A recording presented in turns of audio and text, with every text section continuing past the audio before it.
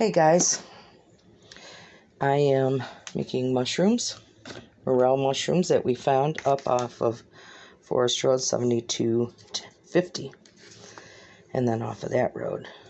Someone offered me $500, I might show you the spot, since these go for about $100 a pound. And then you put these in. I like to put them face down, and that's pure butter, don't skimp. I'm from Michigan, so we want to have real butter. And I put salt and pepper in the flour and a little mesquite, since we're having barbecued pork on the grill too. Barbecued pork, mac and cheese. Yummy, yummy.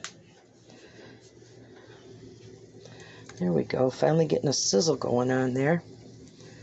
And I will get back with you when they are done so you can see the final product. You want them to sizzle just like that.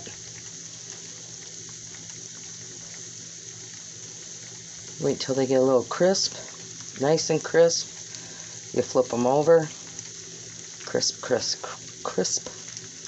Then I'm sure there's a variation of ways you could serve them, but I eat them as is, salt and pepper. Love them. Michigan style, people.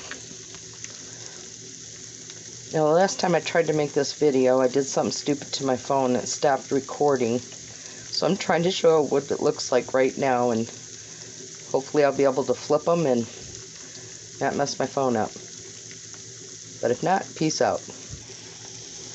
Got a couple of these bad boys flipped. See how I get that golden brown? But again, they're mushrooms, and don't eat too many of them if you do come across them. You can buy them dehydrated in the stores and reconstitute them in water. I love these guys. Probably love them more because you only get them a couple times a year if you're lucky. Okay, back to flipping. Peace. I'm going to flip these bad boys 1 or 2 more times, probably about 5 more minutes, because you want to make sure they're nice and crispy. I'll put one with the fork so you can see.